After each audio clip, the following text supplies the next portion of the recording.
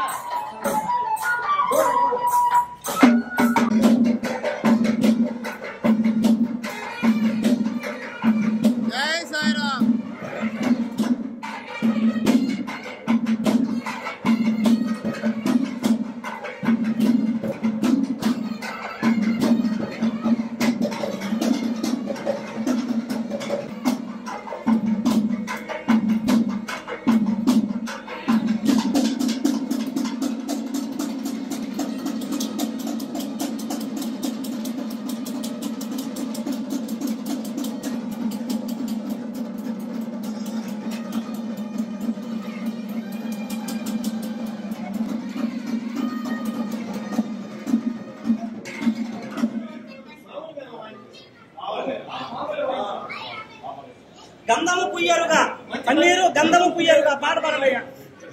మరిన్ని news update కోసం A3 news channel ని సబ్స్క్రైబ్ చేసి బెల్ ఐకాన్ ను ప్రెస్ చేయండి.